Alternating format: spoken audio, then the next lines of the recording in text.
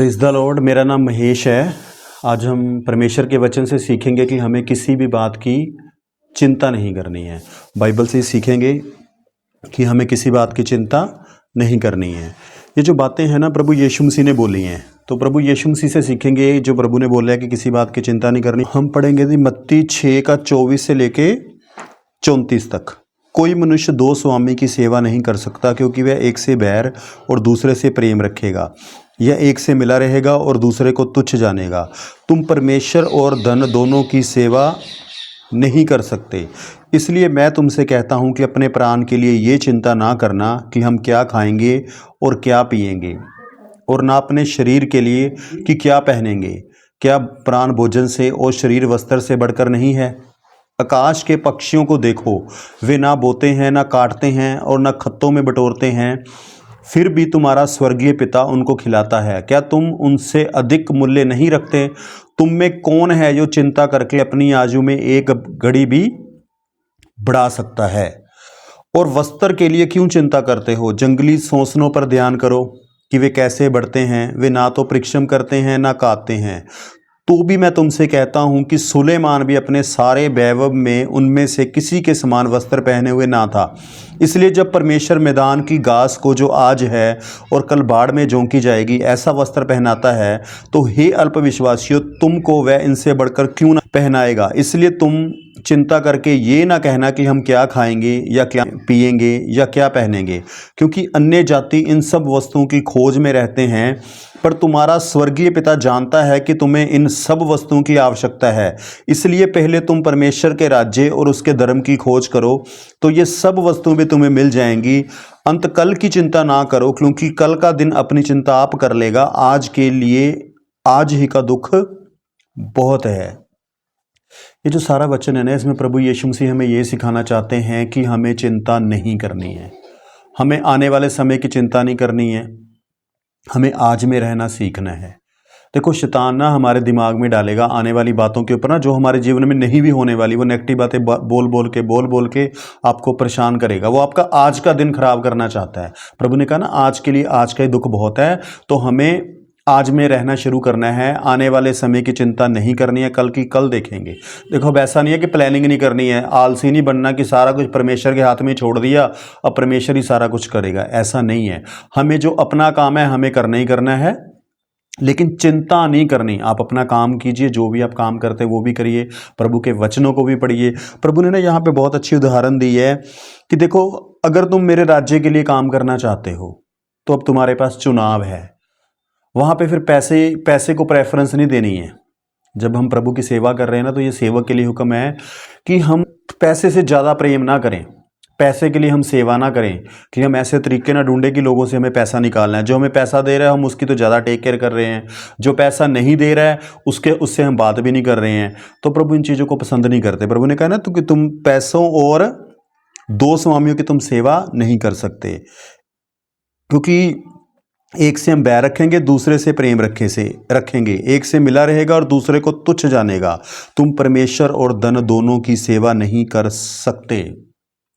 तो प्रभु कह रहे हैं हमें चुनाव करना है कि हमें परमेश्वर की अगर सेवा करनी है तो वहाँ पैसा बीच में नहीं आना चाहिए।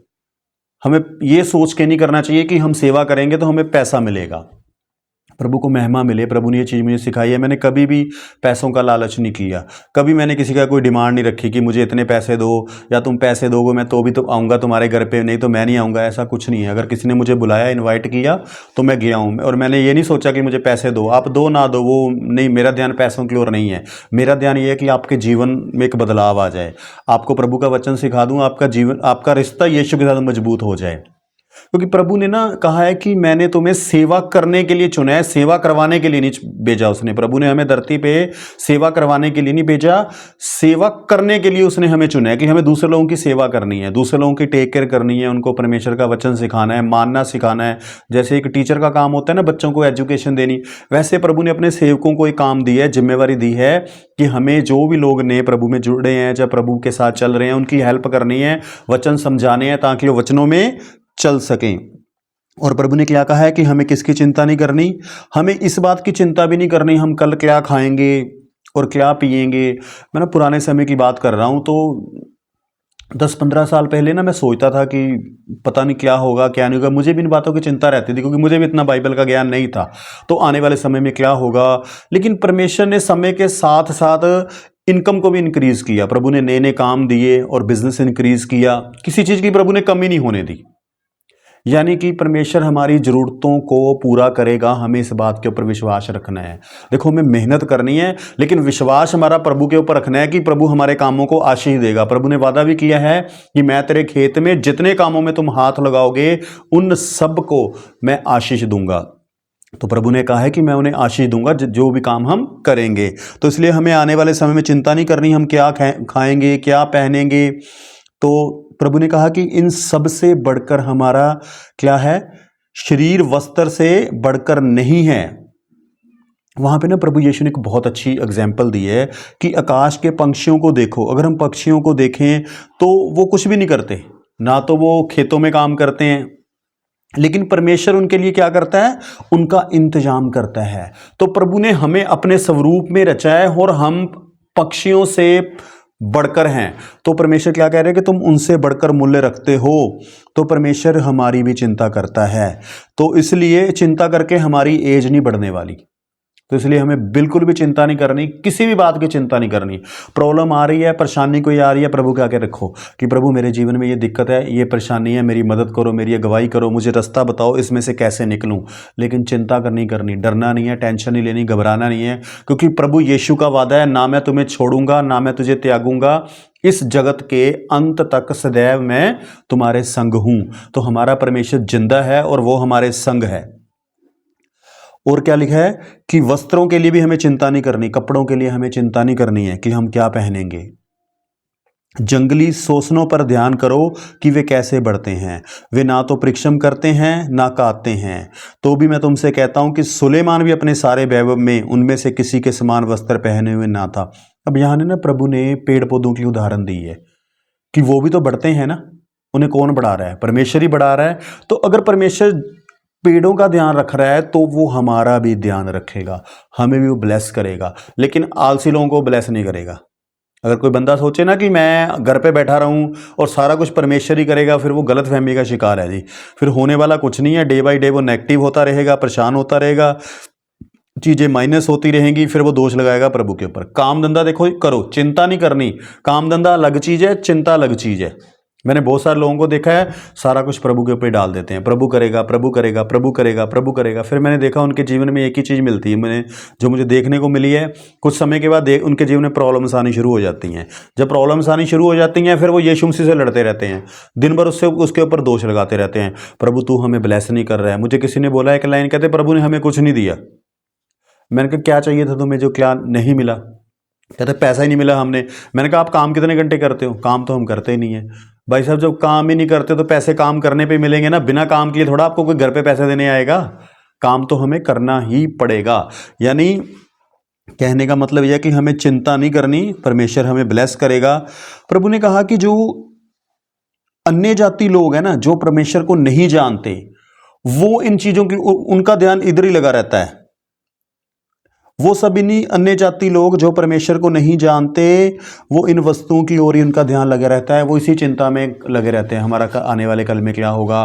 कुछ लोगों के मैंने मुंह से सुना है, कुछ लोग ऐसे बोलते हैं अगर एकदम मुसीबत आ गई फिर कुछ ना कुछ पैसा होना चाहिए। हम ऐसा नेगेटिव क्यों सोचते हैं कि हमारे जीवन में मुसीबत आएगी? अगर आएगी परमेश्वर हमारे साथ है, वो हमारी मदद करेगा। हमें विश्वास रहना है कि हमारा परमेश्वर हमारे साथ है और वो हमारी मदद करेगा। प्रभु ने कहा कि परमेश्वर को पता है कि तुम्हें इन वस्तुओं की ज़रूरत है। देखो परमेश्वर को पता है कि हमें धरती पे जीने के लिए कपड़ों की भी ज़रूरत है, खाने की भी ज़रूरत है, हमें पैसों की भी ज़रूरत है। वो सब चीज़ें के बारे में जानता है और परमेश्वर हर एक हमारी चीज़ को पूरा करेगा। उसके लिए प्रभु ने कंडीशन रखी है। वो कंडीशन क्या है कि सबसे पहले हमें क्या करना है, परमेश्वर के राज्य और उसके धर्म की खोज करो तो ये सब वस्तुएं भी तुम्हें मिल जाएंगी।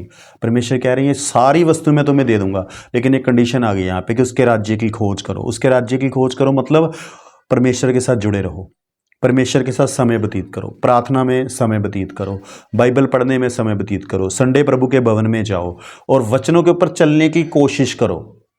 शिक्षा लेने के लिए हमेशा तैयार रहो। एक ना आज आपको मैं नई लाइन बोलता हूँ, इसको आपने याद रखना है।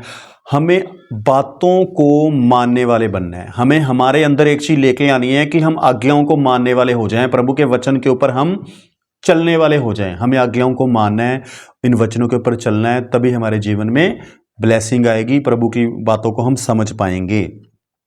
तो प्रभु ने कहा जब तुम मेरे राज्य की खोज करोगे, मेरे वचनों के मुताबिक चलोगे, तो सारी वस्तुएं तुम्हें क्या होगा, मिल जाएगी।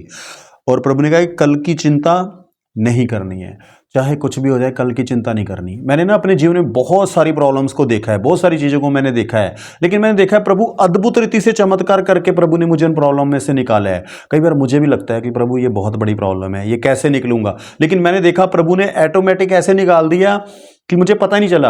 अब धीरे धीरे प्रैक्टिस कर करके ना कर करके ये चीज़ हो गया कि मैं चिंता नहीं करता, मुझे शांति है प्रभु की।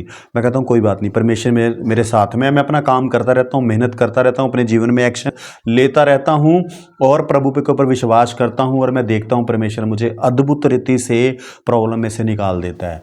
कितनी भी बड़ी प्रॉब्लम्स आ जाए परमेश्वर निकालता है मुझे, प्रभु मेरी हेल्प करते हैं। तो हमें प्रभु के ऊपर विश्वास करना है, चिंता नहीं करनी, आने वाले समय की चिंता नहीं करनी। प्रभु ने कहा आज के लिए आज का दुख, आज का ही दुख बहुत ज़्यादा है, तो हमें आज में रहना शुरू करना है। आज जो का दिन है जो आपके पास, इसमें पूरी एनर्जी के साथ, पूरी ताकत के साथ आप जो काम करते हो वो करो। अगर आप प्रभु के राज्य के लिए काम करते हो तो वो पूरी मेहनत से करो। आज बाइबल जरूर पढ़नी है। अगर आप जो काम कर रहे हो, देखो प्रभु ने जो हमें जिम्मेवारी दी है हमें वो निभानी है। अपनी सारी जिम्मेवारियां निभाओ, डट के काम करो, मेहनत करो। उसके बाद एक हम वचन और पढ़ेंगे, मत्ती 11 का 25 से लेके 30 तक। मत्ती 11 25 से लेके 30 तक।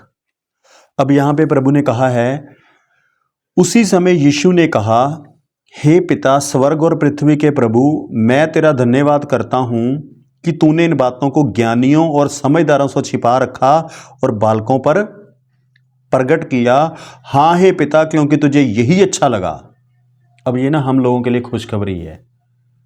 प्रभु यीशु ने क्या उदाहरण दी, कहते प्रभु तूने जो बाइबल की बातें हैं, जो शिक्षा की बातें हैं, उनको ज्ञानी और समझदारों तक नहीं, हमारे तक पहुंच गई है। आप सुन रहे हो, प्रभु का वचन आप तक पहुंचा है। मैं बाइबल पढ़ा हूं, आप भी बाइबल पढ़ते हो।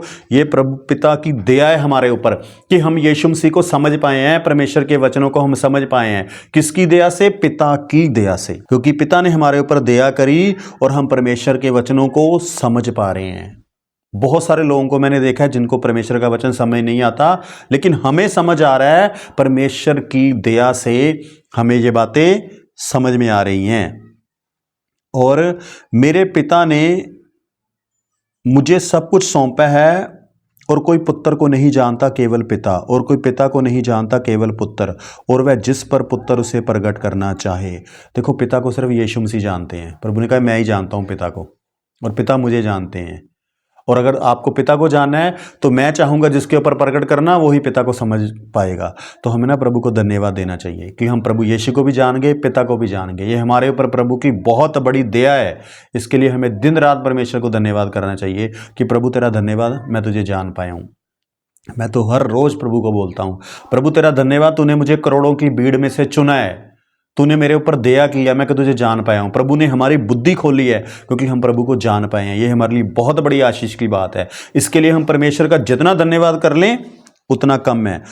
अब आगे प्रभु ने क्या कहा है, हे सब परिश्रम करने वालों और बोझ से दबे हुए लोगों, मेरे पास आओ, मैं तुम्हें विश्राम दूंगा। प्रभु को पता है हम मेहनत करने वाले लोग हैं। प्रभु कहता तुम मेहनत करने वाले लोग हो, तुम क्या करो, तुम मेरे पास आओ। मेरे पास आओ मतलब प्रार्थना में समय व्यतीत करो, मेरे पास शांति से बैठना शुरू करो। तुम मेरे पास आओ, अपनी सारी चिंता, सारा बोझ मुझे दे दो, मैं तुम्हें अपनी शांति दूंगा। प्रभु ने कहा मैं तुम्हें विश्राम दूंगा। मान लो प्रार्थना नहीं होती है, सारा दिन आप काम करते हो, थक जाते हो, अब सुबह उठने को दिल नहीं करता, आपके मन में विचार आता है कि सारा दिन काम कर ली, थकावट होगी, अब सुबह से प्रार्थना नहीं होती है। मैं आपको प्रार्थना करने का फार्मूला बताता हूँ। अगर आपने इसको अप्लाई कर लिया, गारंटी के साथ कहता हूँ प्रार्थना भी होनी शुरू हो जाएगी। आपने शुरुआत करनी है, सिर्फ और सिर्फ 5 मिनट प्रेयर करनी है। आपने 5 मिनट तो की जा सकती है ना। आपने क्या करना है, 6 बजे 6:30 बजे का एक अलार्म लगा लो, जितने बजे आप उठने लो 6:30 का ही लगा लो। 6:30 का आपने अलार्म लगा दिया, अलार्म बजा 6:30 बजे, बंद करो अलार्म और मन दिमाग को समझाओ कि 5 मिनट प्रेयर करनी है। आंखें बंद करो, शांति से बैठो, प्रभु यीशु का धन्यवाद करो। आंखें बंद करके मन में धन्यवाद करना है, जोर जोर से धन्यवाद नहीं करना। पता लगा कि घर के लोगों को परेशानी होने लगी, नहीं चिल्लाना नहीं है हमें। परमेश्वर देख रहा है, वो सब जानता है, वो आपको देख रहा है। मन में 5 से 10 मिनट आपने प्रार्थना करनी है, उसके बाद सो जाओ। मैं बोल रहा हूँ 5 से 10 मिनट। एक बार आप उठ के बैठ गए ना, वो पता नहीं चलेगा कब आधा घंटा निकल गया। पहला कदम हमें बढ़ाना है, बाकी परमेश्वर आपकी मदद करेगा। जो मैं बातें आपको बताता हूँ ना, ये मैंने प्रैक्टिकल कर रखी हैं। मैं अपने जीवन में इन बातों को ना अप्लाई करके वही बातें आपको सिखाता हूँ जो मैं खुद करता हूँ। आपने 20-25 दिन का ये प्लान बनाना है कि 20 दिन लगातार आपने अपने मन को समझाना है कि मैंने 6:30 बजे उठना है और 10 मिनट बैठना है, 5 मिनट बैठना है। मैं कहता हूँ 20वें दिन देखना आप 1 घंटे बाद उठोगे। 1 घंटे तक आपसे प्रेयर हो जाएगी, आपको पता भी नहीं चलेगा, चाहे जितनी मर्जी थकावट हो जाए। और एक चीज़ और बताता हूँ, जब आप 1 घंटा सुबह सुबह अपने परमेश्वर को दे दिया ना, पिता के साथ संगति कर ली, प्रभु को धन्यवाद दे दिया, आपका सारा दिन बहुत अच्छा निकलेगा। खुशी, शांति, आनंद परमेश्वर का आपके साथ बना रहेगा सारा दिन, और थकावट भी नहीं होगी। आप डबल एनर्जी के साथ काम करोगे। तो इस तरह से हमें परमेश्वर के निकट जाना है, डेली जाने की आदत बनानी है। 1 महीना आपने ऐसा कर लिया, उसके बाद अगले महीने मुझे बोलने की जरूरत नहीं है, सिर्फ धन्यवाद करना है और कुछ नहीं देना। और हम परमेश्वर को कुछ भी नहीं दे सकते हैं, नहीं। और कुछ समय हम शांति से ही बैठ सकते हैं। चुपचाप आप शांति से बैठिए, और बाइबल पढ़ने में भी ऐसे ही आप बाइबल पढ़ना भी शुरू कीजिए। तो 5 मिनट से शुरुआत करिए प्रार्थना करने की। धीरे धीरे आपको पता नहीं चलेगा कब आप आधा घंटा, 1 घंटा परमेश्वर के साथ समय व्यतीत करने लग गए। ठीक हो गया? तो हमें क्या करना है? अपना सारा बोझ किसको देना है? परमेश्वर को देना है। प्रभु ने कहा, मेरा जुआ अपने ऊपर उठा लो और मुझसे सीखो, क्योंकि मैं नम्र और मन में दीन हूं, और तुम अपने मन में विश्राम पाओगे, क्योंकि मेरा जुआ सहज और मेरा बोझ हल्का है। देखो, ये ना मेरे जीवन का एक्सपीरियंस रहा है। जितना परमेश्वर के निकट गया हूं ना, मेरी शांति इंक्रीज हुई है। तो जितना परमेश्वर के निकट जाओगे, परमेश्वर का प्रेम, परमेश्वर की शांति, परमेश्वर का आनंद धीरे धीरे धीरे आपके अंदर आता रहेगा। हम जब भी परमेश्वर के निकट जाते हैं ना, प्रार्थना के समय जाते हैं, परमेश्वर का थोड़ा सा अंश हमारे अंदर आ जाता है। हम दोबारा गए, थोड़ा सा अंश और आ गया। धीरे धीरे धीरे धीरे धीरे धीरे परमेश्वर की प्रेजेंस धीरे धीरे क्या होगा? बाइबल में लिखा है, परमेश्वर के निकट आनंद की भरपूरी है। तो वो परमेश्वर का आनंद आपके जीवन में दिखना शुरू हो जाएगा। तो इस तरह से हमने क्या करना है? परमेश्वर के निकट जाना सीखना है। उसके बाद हम आगे पढ़ेंगे, जी एक वचन और पढ़ेंगे, पहला पत्रस 5 का 7 नंबर वर्ष। यहां पे क्या लिखा है? अपनी सारी चिंता उसी पर डाल दो, क्योंकि उसको तुम्हारा ध्यान है। प्रभु का वचन क्या कह रहा है? हमें सारी चिंता किसके ऊपर डालनी है? परमेश्वर के ऊपर, क्योंकि परमेश्वर को हमारा ध्यान है। तो हमें सारी चिंता अपनी परमेश्वर को दे देनी है, क्योंकि परमेश्वर का वचन खुद कह रहा है कि परमेश्वर को हमारा ध्यान है। देखो, परमेश्वर हमारी टेक केयर करता है, वो हमसे प्रेम करता है। प्रभु यीशु ने हमारे पापों के लिए लहू बहा दिया। वो अपना सिंहासन छोड़ के स्वर्ग से धरती के ऊपर आ गए, और उन्होंने हमारे पापों के लिए लहू बहाया, मार खाई, क्योंकि वो हमसे बहुत ज़्यादा प्रेम करते हैं। उनको हमारा ध्यान है। आज के लिए इतना ही काफ़ी है। प्रभु आपको बहुत आशीष दे। आप हमारे चैनल, अगर आप पहली बार हमारे चैनल पे आए हो तो आप चैनल को सब्सक्राइब करो और लाइक करो, और दूसरे लोगों के साथ भी आप शेयर करो। प्रभु आपको बहुत आशीष दे। धन्यवाद।